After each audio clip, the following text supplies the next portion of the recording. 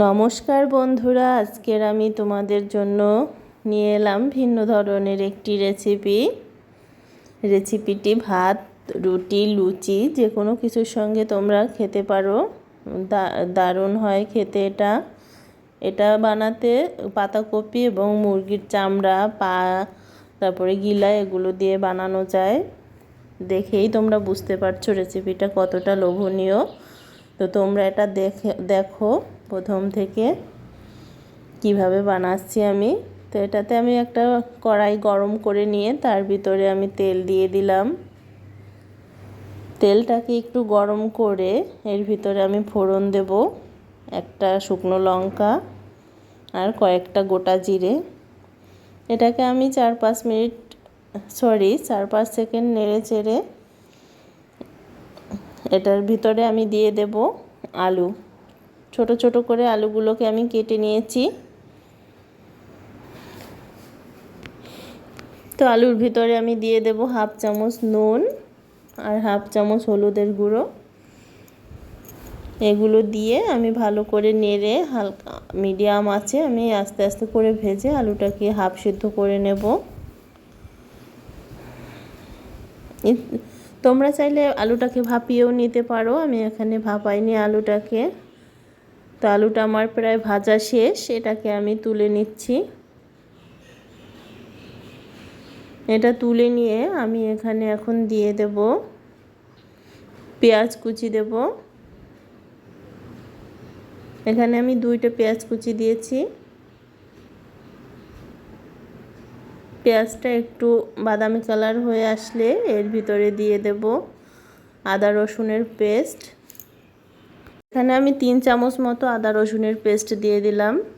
তা আদা রসুনটাকে আমি একটু খানিকক্ষণ নেড়ে চেড়ে নিচ্ছি যাতে এর কাঁচা গন্ধটা চলে যায়।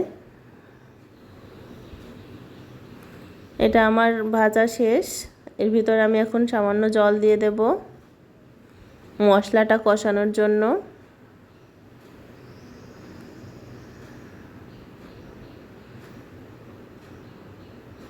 তো এখানে জলটা ফুটে আসলে আমি এর ভিতরে একে একে হলুদ গুঁড়ো, লঙ্কা গুঁড়ো, নুন দিয়ে দেব। যেখানে আমি 1/2 চামচ হলুদ গুঁড়ো, 2 চামচ মতো শুকনো লঙ্কার গুঁড়ো দিয়েছি।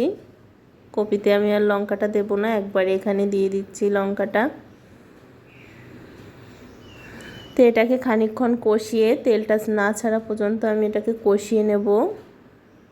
নুন দিয়ে দিলাম এখানে আমি পরিমাণ মতো। তো দেখো তেলটা প্রায় ভেসে উঠেছে, আমার কষানোটা প্রায় শেষ। এখন আমি এখানে অ্যাড করব সেই মুরগির চামড়া, পা, গিলা, কলিজা। ইচ্ছা করলে এর ভিতরে মুরগির মাংসটাও অ্যাড করা যায়। আমি প্রায় এগুলো করে থাকি, মানে মুরগির চামড়া থাকলে আমি প্রায় পাতাকপিটাকে এভাবে ঘন্ট করি, খেতে ভীষণ ভালো হয়। তো এটাকে আমি খানিকক্ষণ মশলার সঙ্গে নেড়ে চেড়ে মিশিয়ে নিচ্ছি।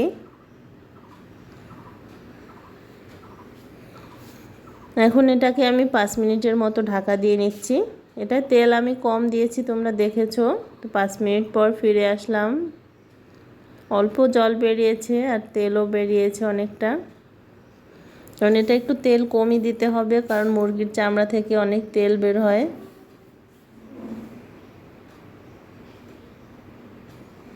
দেখো তেলটা দেখতেই পাচ্ছ তোমরা। তো এখানে এখন আমি ভেজে রাখা আলুটাকে দিয়ে দিচ্ছি। আলুটাকে দিয়ে আমি আবার একটু নেড়ে চেড়ে নিচ্ছি।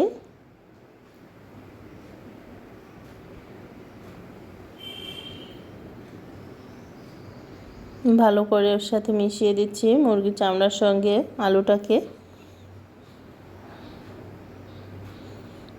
এখন এখানে দিয়ে দিলাম 2 চামচ ভেজে রাখা জিরের গুঁড়ো। ভেজে রাখা এজন্য আমি এখানে মাঝখানে দিলাম জিরেটা। যেটা দিয়ে আবার আমি নেড়ে চেড়ে দিচ্ছি।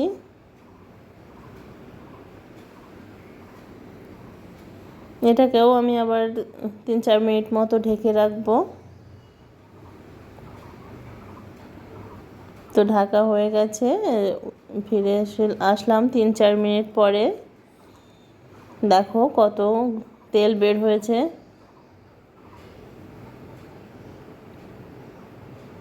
সেজন্য রান্নার সময় তোমরা অবশ্যই তেলটা কম দিবে। তো আমি কপিটাকে দিয়ে দিলাম। কপিটা আমি হাফ সিদ্ধ করে নিয়েছি, সিদ্ধ করে জলটাকে ফেলে দিয়েছি। জল বেশি একটা ফেলি না, তবে কপিটা আমার অনেক একটু গন্ধ গন্ধ একটু বড় মনে হয়েছিল, তাই আমি জলটাকে ফেলে দিয়েছি। আমি খুব কম জল ফেলে দিই। তো দিয়ে দিলাম হাফ চামচ নুন আর হাফ চামচ হলুদ গুঁড়ো। এটাকে সব মশলার সঙ্গে মিশিয়ে আমি ঢেকে দিচ্ছি প্রায় 12 থেকে 15 মিনিটের মতো। তো 12 থেকে 15 মিনিট পরে আমি ফিরে আসলাম। আমি কিন্তু ওখানে এক্সট্রা কোনো জল দেইনি। তো দেখতে পাচ্ছ একটু জল বের হয়েছে। এটা আমার সিদ্ধ হয়ে গেছে, কারণ কপিটা আমি আগেই ভাপিয়ে নিয়েছি আর আলুটাও হয়ে গিয়েছিল কষানোর সময়, ভাজার সময়। তোমরা চাইলে মাঝে একবার চেক করে নিতে পারো রান্নার সময়, যাতে করে নিচে লেগে না যায়। তো আমি এটা উঠানোর পরে ভালো করে কপি আলু সব কিছু নেড়ে দিচ্ছি। তো নেড়ে চেড়ে আমি আর ঢাকিনি ওটাকে ওভাবে নাড়তে নাড়তে আরও 10-15 মিনিট এরকম নাড়তে নাড়তে মিডিয়াম আছে জলটা আমার শুকিয়ে আসছে। আসলে রান্নাটা করতে একটু সময় লাগে। তো এখানে এসে আমার জলটা শুকানোর পরে আমি এখানে দিয়ে দিলাম 1 চামচ মতো গরম মশলার গুঁড়ো,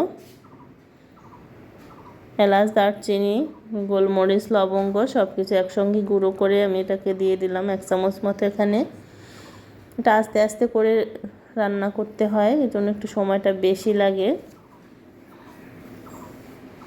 তো নাড়তে নাড়তে দেখো আমার জলটা শুকিয়ে গেছে। আমি গরম মশলাটাকে ভালো করে মিশিয়ে দিচ্ছি। এখানে পাতাকপিটাও আমার অনেক বড় ছিল, দেখো অনেকখানি হয়েছে। তো ভালো করে মিশিয়ে দিচ্ছি। আমার রান্নাটা প্রায় শেষও হয়ে গেছে। দেখতেই পাচ্ছ কত সুন্দর হয়েছে। দেখো